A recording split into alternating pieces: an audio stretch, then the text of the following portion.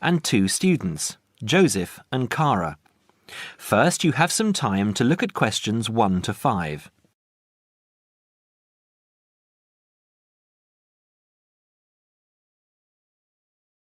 Now we shall begin. You should answer the questions as you listen because you will not hear the recording a second time. Listen carefully and answer questions 1 to 5. Hi Joseph, how are you today? Fine, thanks. And Kare, how are you? Good. As we discussed on the phone earlier, I wanted to speak with both of you about the subjects you have chosen to study and how you are managing your time. Okay? Yes. I think so. Okay, so I'll start with Kare. You've been here for how many months now? I've been here for 6 months. How are you finding it? It's good. I'm enjoying the course. And what about life outside? Are you making friends and socializing? Not really. People here are quite closed. They don't talk to you. I see. So, what do you do after classes? I usually go home and study, and I might go out for a walk, but never really with anyone. Sometimes my roommate Louisa comes with me, but she always seems to be busy. How is this affecting your schoolwork? I don't think it is, but I miss home. Kare, what I suggest for now is that you look into joining one of the social clubs on campus. There are a variety of them. You can go camping, skiing, snorkeling, painting, dancing, reading, horse riding, rowing. There's a list on the school website. Have a look and work out which one you're interested in and which suits your timetable. You'll meet friends that way and people who have the same career interests as you.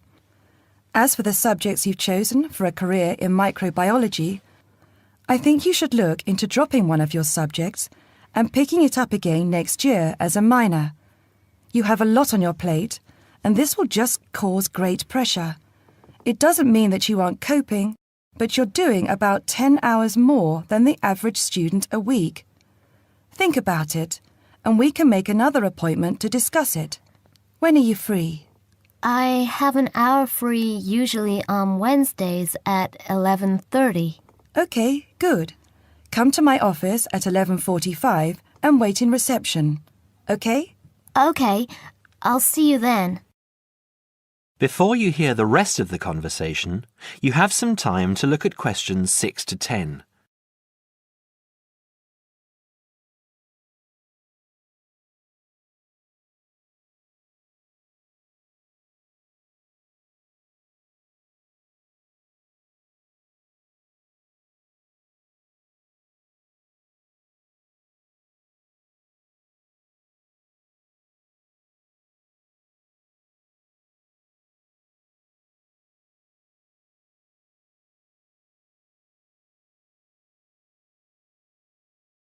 Now listen and answer questions 6 to 10. Joseph, how are you finding the university? I love it. It's very different from home. Life here is very much focused on study and also socializing through sport. People have been very friendly and curious about my culture. So, you've managed to integrate well? I think so. I've joined the rugby team, something I'd never thought I'd be interested in. And how are your studies going? I think I am doing well. I have a few assignments that need some work, but overall, I'm coping.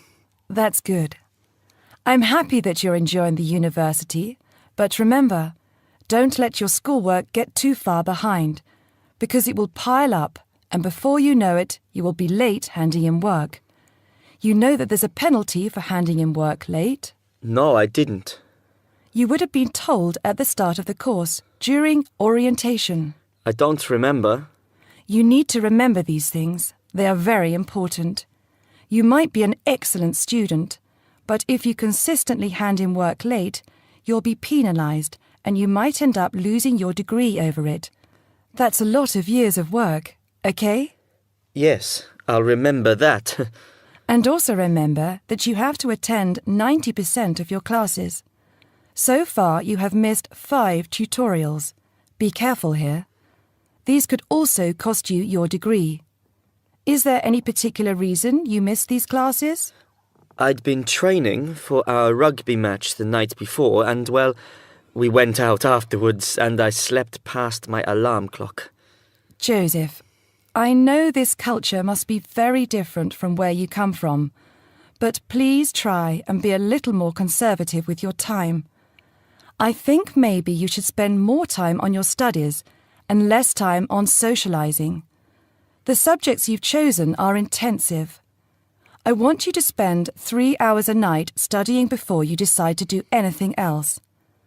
I'll make an appointment to see you in a month and we can assess your progress. I'll give you my business card. All my contact details are there. Call me in 3 weeks to organise another meeting. Do you have any questions for me?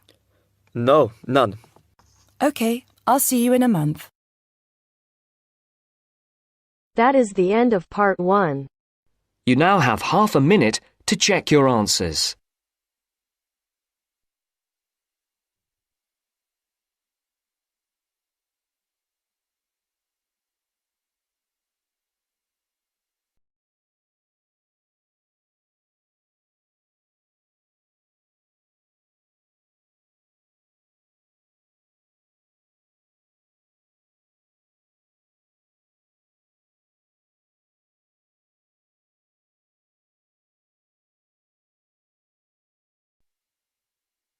Now turns to part 2. Part 2. You will hear a conversation between an IELTS candidate and an IELTS administrator. First, you have some time to look at questions 11 to 15.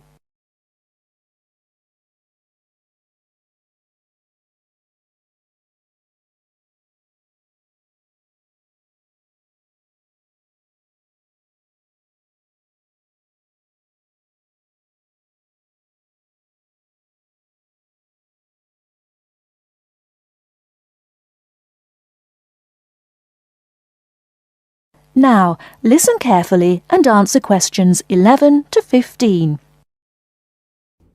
Good afternoon. I'm applying for a master's program at the University of Exeter in the UK.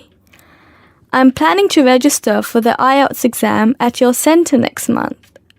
I have some questions I'd like to ask you before I register, if that's okay.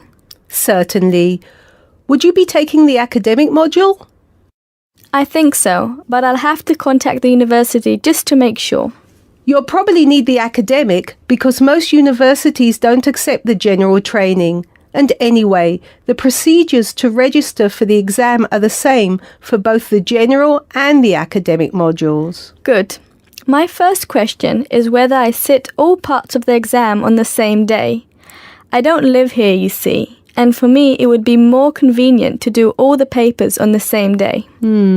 Unfortunately, the speaking part is scheduled for Thursdays, and reading, writing and listening tests take place on Saturdays.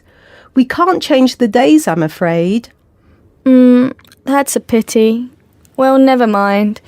What sort of documents do I need to bring in order to register? You'll have to fill in the IELTS application form and bring an ID, a copy of your ID, and 2 passport-size photos on a white background. Will any ID do? We only accept original passports and national IDs. That's good to know. Did you say that reading, writing and listening are scheduled for Saturday? That's right. Will I get a break in between the papers? I'm afraid there aren't any breaks between the papers. Each paper takes an hour to complete, so it's 3 hours straight through. You'll first do listening and then reading, followed by the writing test. This is a standard requirement from Cambridge. Before you hear the rest of the talk, you have some time to look at questions 16 to 20.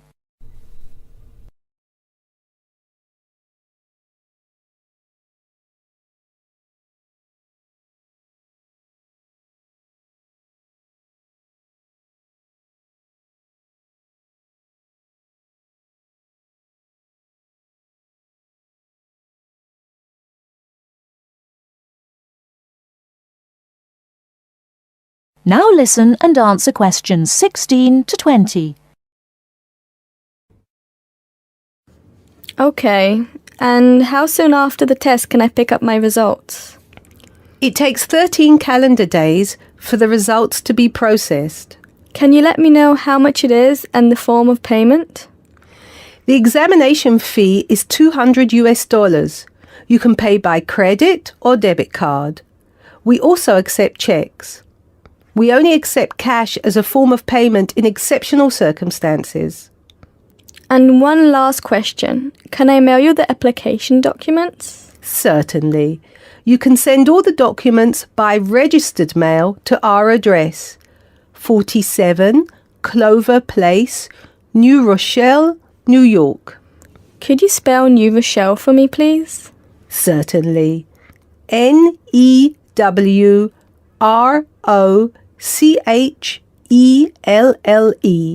Could I have the zip code as well? Sure. Our zip code is 10806.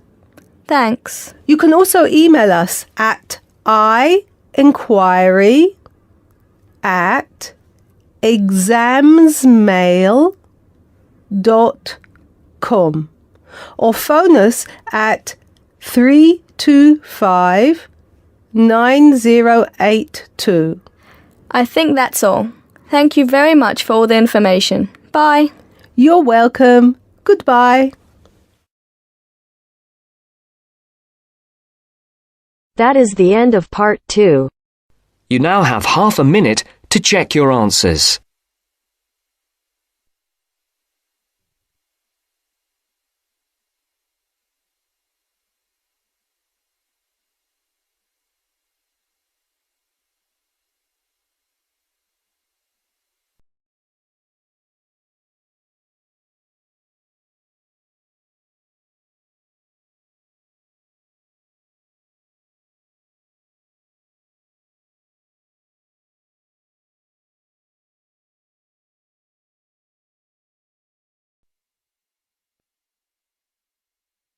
Now turns to part 3. Part 3. You are going to hear a lecture. First, you have some time to look at questions 21 to 25.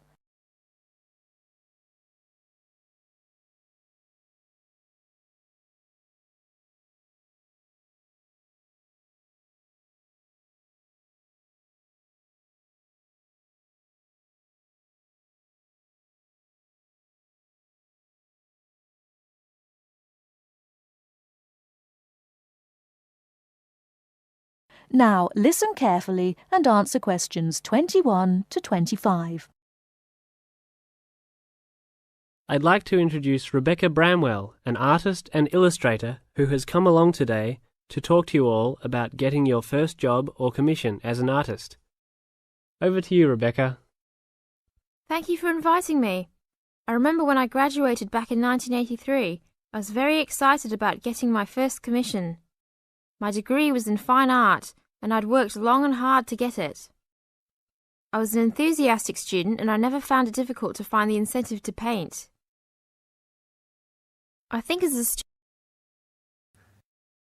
London being settled by the Romans explains their lust for blood. By about AD 200, the administration of Britain was divided in two.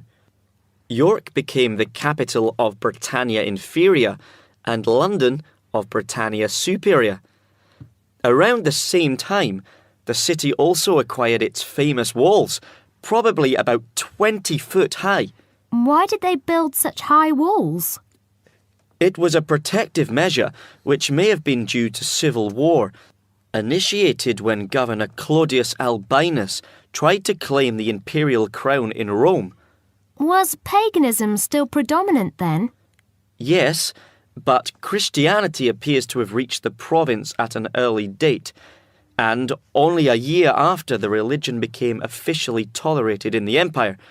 London had its own bishop, Restitutus, who is known to have attended the Imperial Council of Arles. You really delve deep. I think you'll do well on your tutorial paper. Good luck, David. Thanks.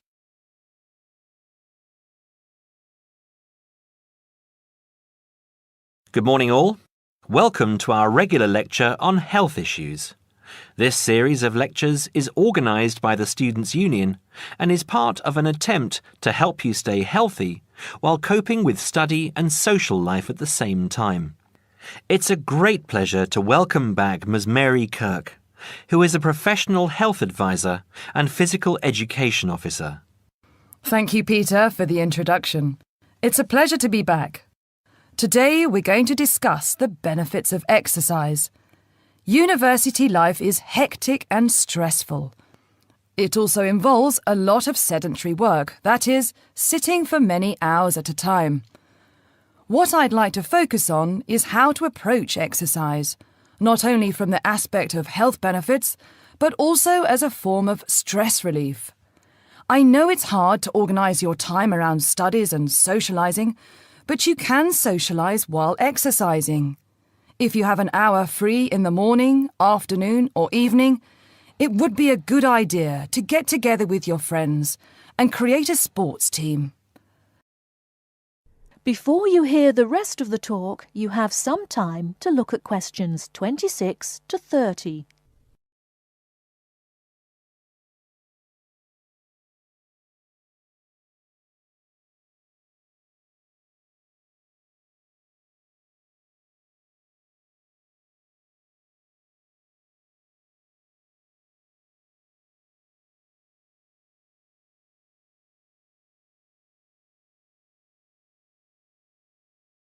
Now listen and answer questions 26 to 30.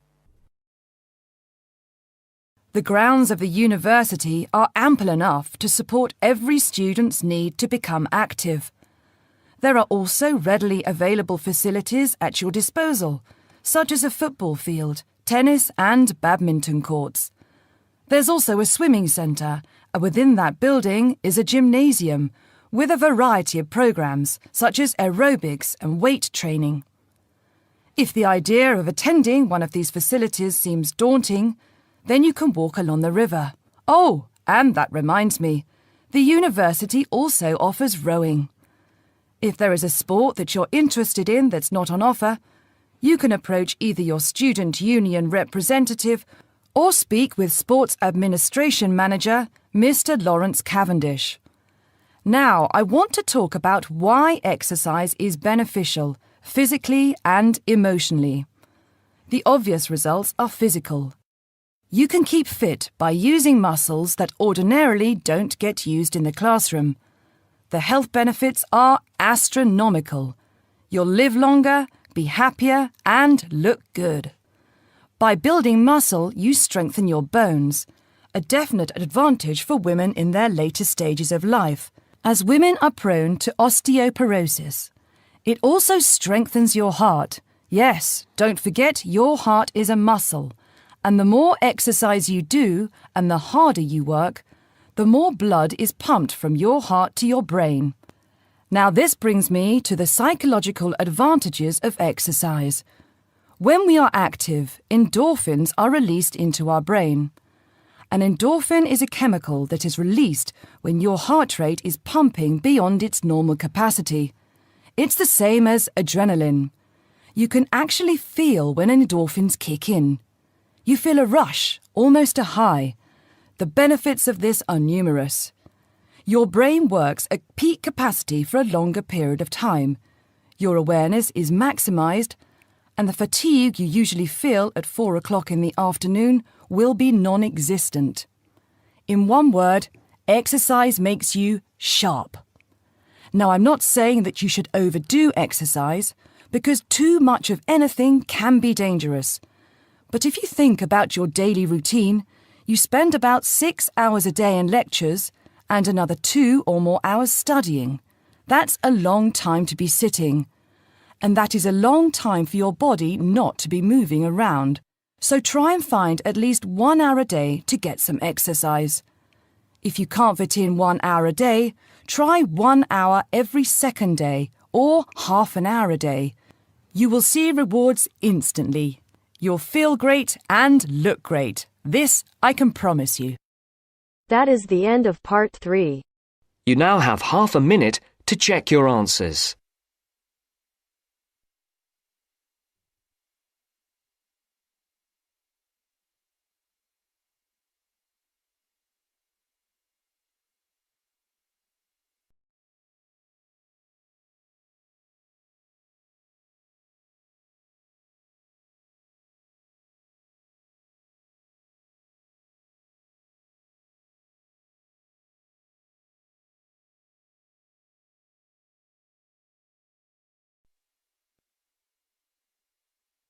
Now turns to Part 4.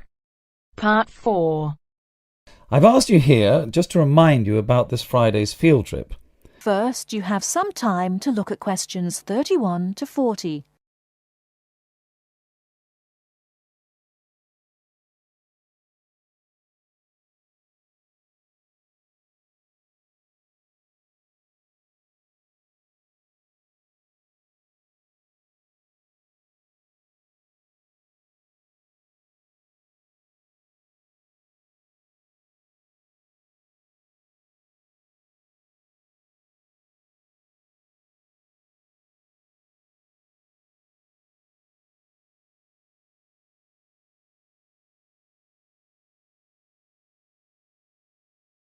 Now listen carefully and answer questions 31 to 40.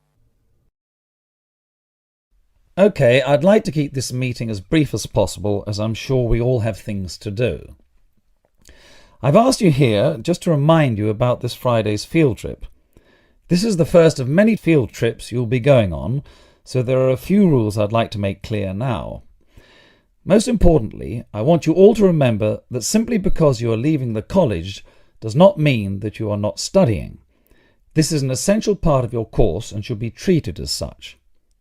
There will be 2 assignments for you to complete whilst you are there, and some extension work you will be expected to do over the weekend, so I suggest you all pay attention on the day. Moving on, remember that we are going to a salt marsh and must dress appropriately. High-heeled shoes and t-shirts are not what I consider appropriate. You need good footwear, preferably boots, and you should bring a waterproof jacket as the weather is unpredictable. It would also be a good idea to bring a change of clothes. There is a chance you will get wet, and a 3-hour return journey in damp clothes is nobody's idea of fun. We will be on the marsh from about 10 o'clock to about 4, so you'll be given a light lunch. However, if you want to bring any snacks with you, then please feel free to do so, although we will be stopping for dinner on the way home. Now, this is the 4th time the college has been to Park Drive Saltmarsh, and so far we have never lost a student. However, remember that there are 28 people going, and if you are late, you will be keeping myself and your colleagues waiting, and at that time in the morning you will not find me very forgiving. Please try to arrive a few minutes before 7. If you are not here on the hour, you risk being left behind. For those of you who are being collected in the evening, you can expect to be back here between 8:30 and 9 p.m. But do warn whoever may be coming for you that the traffic is unpredictable and it may well be later. Before you go, I'll hand out your assignment papers and briefly explain what you have to do. Now, on the first page, all you are required to do is identify the flora and fauna on the page and find an example in the salt marsh. As I told you on Monday, you will need a camera for this. I recommend one of those disposable cameras rather than something more valuable, as the marsh can get very dirty. Now on page 2, you'll be looking more at the bird life on the marsh. You should be able to see what you have to do for this assignment, but there will be plenty of time on the way there to ask any other questions. Well, we'll stop there and I'll see you all on Friday morning. Oh, before you go, just a word of caution. The plants are there to be seen and photographed only. Remember that this is a protected site and we will have to get permission for this trip. If there are any problems, we may not be allowed to go again, and you will be spoiling the opportunity for other students. Okay, if you have any questions, come and see me later today or tomorrow. That is the end of Part 4. You now have half a minute to check your answers.